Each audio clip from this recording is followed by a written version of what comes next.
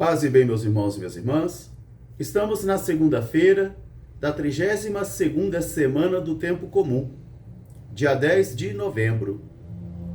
Hoje a igreja celebra a festa de São Leão Magno, Papa e Doutor da Igreja.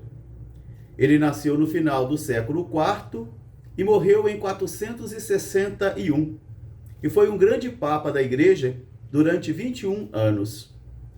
O nosso evangelho de hoje é retirado do livro de Lucas, capítulo 17, versículos de 1 a 6. Naquele tempo, disse Jesus a seus discípulos: é inevitável que não aconteçam escândalos. Mas ai daquele que produz escândalo. Melhor seria que ele amarrasse uma pedra de moinho no pescoço e o jogasse dentro de um mar, do que escandalizar um desses pequeninos. Prestai atenção. Se teu irmão pecar contra ti, vá corrigi-lo. Se ele se arrepender, perdoa-o. E se 7 vezes ao dia ele vier arrependido pedindo perdão, deves perdoá-lo. Os discípulos então disseram: Senhor, aumenta a nossa fé. E Jesus respondeu: se vós tivesseis a fé, pequena como uma semente de mostarda, mandaria a esta árvore dizendo: arranca-te daí e vá para o rio, e ela vos obedeceria. Palavra da salvação. Meus irmãos, minhas irmãs, eu gostaria tanto de estar aí perto de você para ver quais foram os sentimentos e pensamentos que passaram na sua cabeça e no seu coração nesse momento desse evangelho. Eu tenho certeza que muitos de vocês começaram a pensar: eu não tenho sangue de barata assim. Eu não tenho temperamento para isso. Eu sou colérico, eu sou impaciente, eu sou arrogante. Eu não consigo viver isso. Eu creio que os discípulos da primeira hora experimentaram os mesmos sentimentos e pensamentos e eles dizem a Jesus: Senhor, aumenta a nossa fé. Aumenta a nossa fé, Senhor. A primeira leitura de hoje, retirada do livro da sabedoria, nós vamos encontrando a grande força que a sabedoria de Deus vai produzindo na vida dos homens e das mulheres que se deixam guiar pelo Espírito, que nascem do Espírito. Por isso, hoje o autor sagrado vai convidar, por exemplo, as autoridades a se deixarem guiar pela sabedoria, a prudência e a humildade, para que eles não venham perder a força da sabedoria e também a força do Espírito do Senhor. Porque onde há arrogância, não há Espírito de Deus. Onde há vaidade, não há Espírito de Deus. Onde existe busca de poder e de estrelismo, aí também não está presente o Espírito de Deus. E às vezes, nós podemos estar assim tão arrogantes e mergulhados num intelectualismo tão forte, um estrelismo tão forte, que nós acabamos ferindo a caridade. E assim, pouco a pouco, vamos perdendo a sabedoria do alto, o Espírito do Senhor.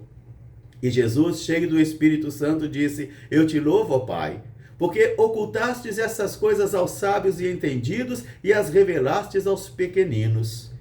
Aqui está a sabedoria do alto. Aqui está o poder do alto. Uma sabedoria que nasce do Espírito do Senhor.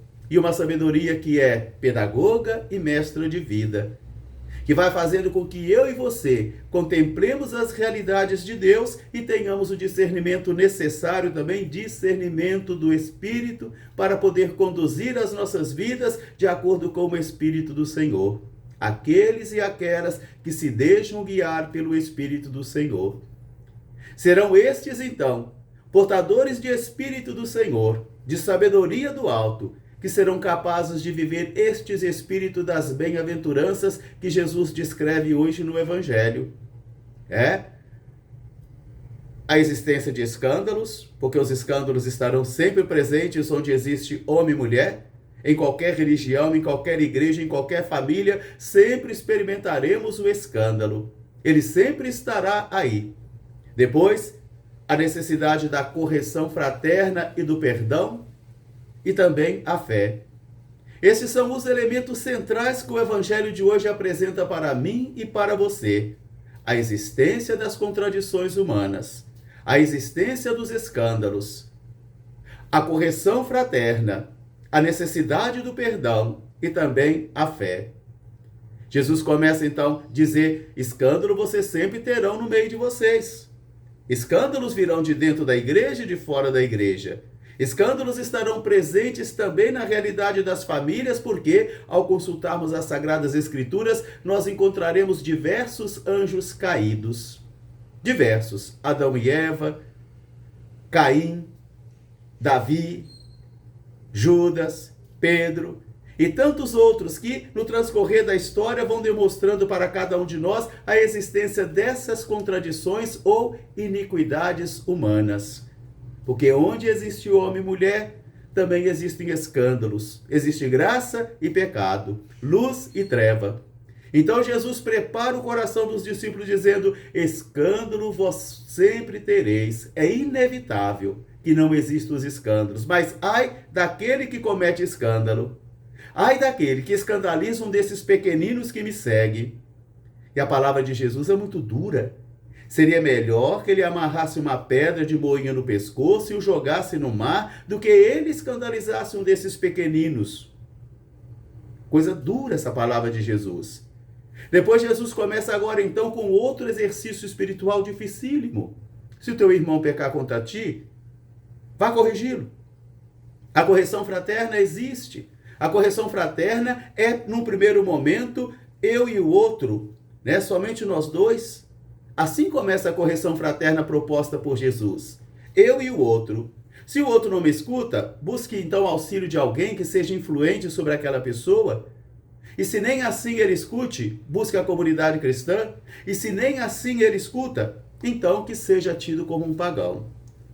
Agora, Jesus vai então agora dizer aqui algo que Pedro vai perguntar: Senhor, quantas vezes devo perdoar? Até 70 vezes está bom? Jesus diz: não, até 7 vezes 70.